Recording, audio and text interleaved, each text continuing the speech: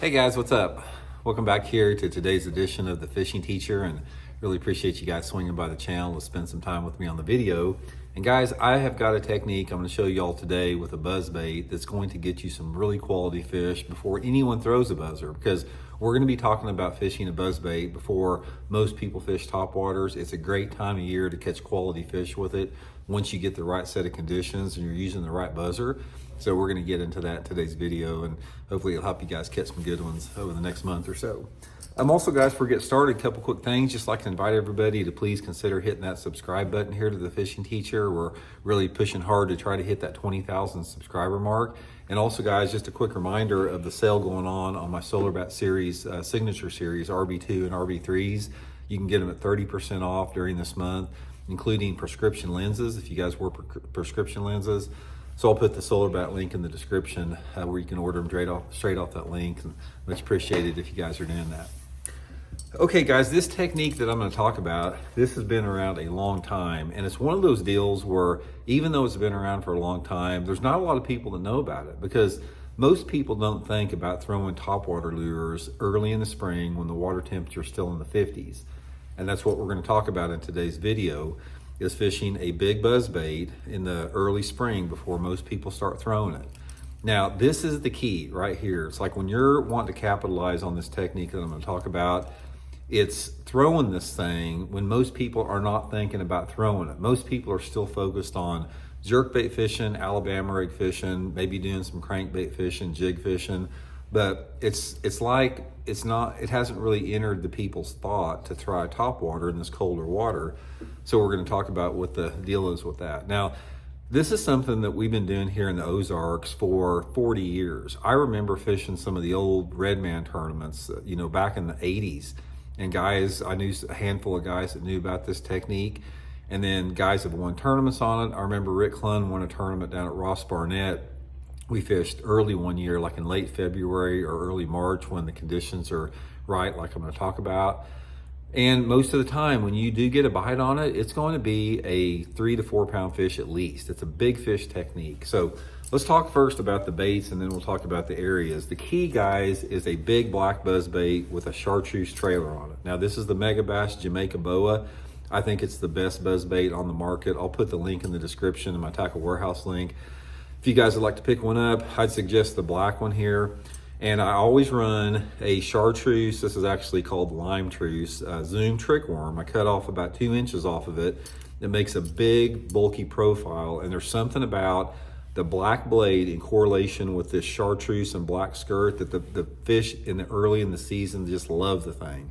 And of course, with this trailer, I'm usually using a trailer hook on it here, but Megabass Jamaican Boa buzzbait. The reason that I like this buzzer, it's a big buzzbait that you can work slow, and that's the key with it. You have to have a really big blade like this Boa's got on it, and this allows you to keep that bait moving on the surface at a very slow speed. So before I get into the areas, I want to talk about the equipment you want to throw on it. Since you need to fish this thing slow, guys, you have to fish it on a long rod. I normally fish it on a 7 to 7.5 foot rod. A lot of times I'll use my flipping stick, 20 to 25 pound test Seaguar and Visex line. And the reason I want that big long rod like the flipping stick is when I cast that buzzer out there, I keep my rod tip super high in the air, almost like at 12 o'clock, 11 or 12. And that keeps that line out of the water, having it extra high. And by having that line out of the water and that line coming at a 45-degree angle, it allows you to really creep that buzzbait, go bloop, bloop, bloop, bloop, bloop, bloop, just a real slow blurping. And if you try to throw it with like a normal rod and you just point the rod straight at the bait, you can't reel it slow enough to keep the bait on the surface at the same time. So that's the technique, slow retrieve, big black buzzer. Okay, now more important than anything else, well, the bait's important too, don't get me wrong, but you have got to have the right set of conditions. This is not going to be a technique that works every single day in the early spring time of year. You've got to have the following set of conditions. Number one, you got to have some warm conditions, either normal or like some type of abnormally warm weather system coming through, where the temperature is like 10 degrees above normal. That's perfect, along with a cloudy, low light sky, preferably some type of heavy cloud cover, maybe a little bit of rain. And like some type of a light south or southwest wind. You don't want a very heavy wind. One of the keys on this technique is you got to have some fairly calm water that's warming quick. Now, there's something about, I know that sunlight directly on that shallow water warms it up quick, but there's something about the sunlight that will turn the fish off on this technique. So you want one of those warm, cloudy, spring days where the fish are a little bit more active. That's going to be the key with it. Next thing with that is the right type of area. These fish are going to be in shallower, flat areas. My favorite type of deal would be like going into some flat coves that has some type of shallow aquatic vegetation, whether it be lily pad stems, gator grass, water willows, shallow hydrilla, milfoil, some type of shallow vegetation. It seems like it puts more fish up there shallow. This just seems like they will get into that shallow water a little bit better with some vegetation when it's a little bit cooler than they will without it.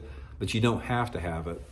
If I don't have to have it, I'm in the same type of areas, those flatter banks that are shallow, that have some off-colored water. Most of the time I like water visibility sort of between that 1.5 to 3 foot range is going to be really good with it. Probably about a 2 foot visibility would be ideal for it. So if you're looking for the ideal situation, it would be like sometime in March when the water temperature is in the mid 50s.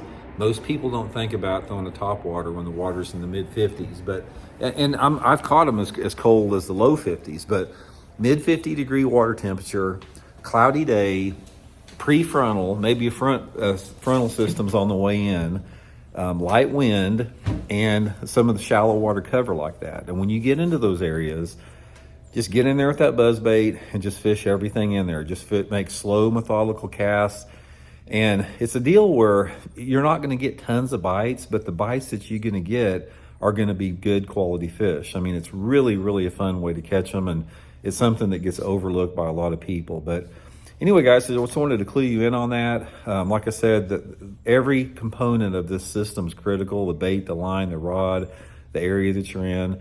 And again, I'll link that Jamaican boa in my tackle warehouse link. That guys, there's something about that buzzer that's really special. It's a big profile buzzer. You can work it slow, and the big fish just really like it. So anyway, guys, hope it helps you catch some good ones, and we'll talk later.